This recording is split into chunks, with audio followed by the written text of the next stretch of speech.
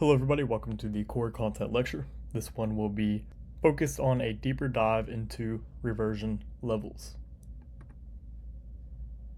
So getting started, looking at the diagram, as many of you already know, I shouldn't have to explain this to you, but this is the typical TPD visual.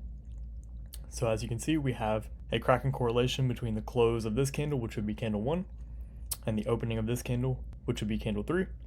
Vice versa, for if this were another asset, the close of this candle is higher than the opening of this candle. Cracking correlation, which gives us an insight that candle 3 on this asset right here is likely to run below candle number 2's low in a bullish environment, creating an SMT with candle 2 and candle 3. So I'll say that one more time. If we were in an environment that price was pre-exposed to already being bullish and a TPD forms, the asset that has the higher open on candle 3 is likely to create a failure swing on candle number 2, meaning it is stronger trading in the bullish direction, while the asset that creates a lower open, which would look like this, is likely to run below candle 2, is likely to run below candle 2's low, creating an SMT. So you're probably wondering, well, how does this connect to reversion levels? Well, if you know which asset is likely to be stronger in a particular direction, for example, if we were bullish and the narrative was bullish and a TPD formed, we would look for a reversion level specifically in the stronger asset as it creates a failure swing under candle 2's low, and we look for the asset that is weaker to run below candle 2's low, creating an SMT, which on the lower time frame would look like this. So in candle number 2, we have that reversion level, and we have that change in the state of delivery forming in the second half of candle 2's lifespan. Candle 3 would open up, tag into that reversion level, and then continue the expansion. While on the asset that is weaker, it is likely to run below the low of candle 2, creating an SMT, and then continue higher. Now, whenever you're comparing three assets, the one you want to choose is the strongest one in the direction you're expecting price to expand towards, and you're trying to enter inside of that reversion level to encapsulate the expansion.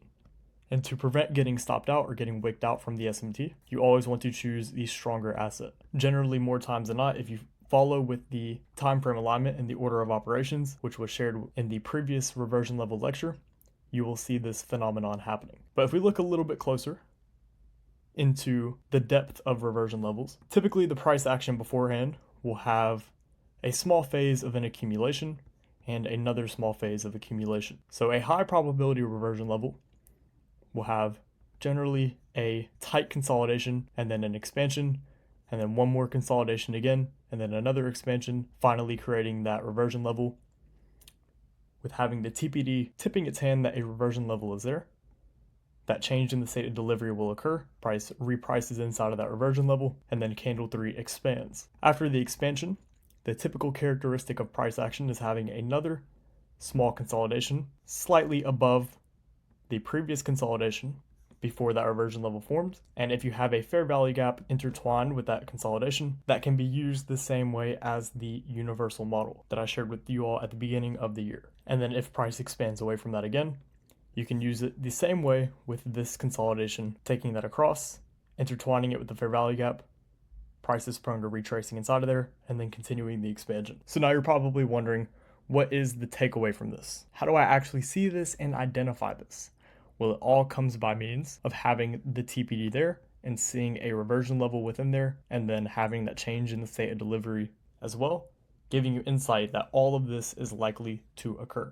If you see a TPD and a reversion level, and then these two periods of consolidation beforehand, more times than not, that is a very, very, very high probability signature for price to create a lower time frame reversal on a higher time frame continuation.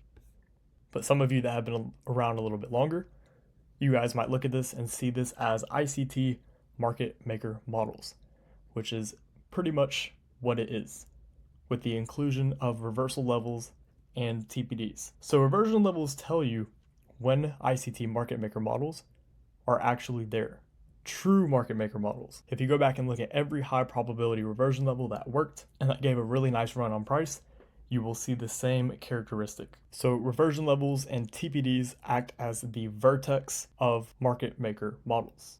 But filtering it out and adding something that's required so you know when it's high probability is stacked true opens.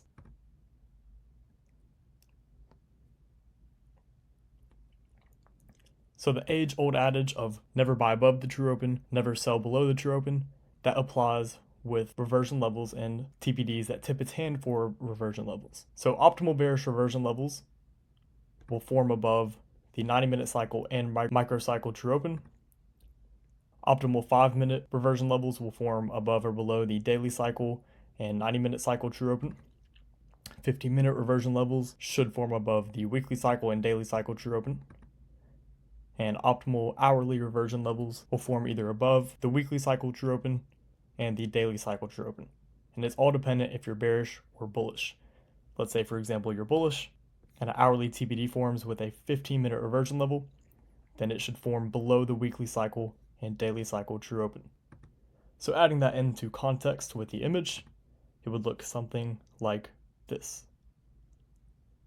And yes, you guys can screenshot this if you choose, because anybody that hasn't been through the entire course or the entire process, this would look foreign to them.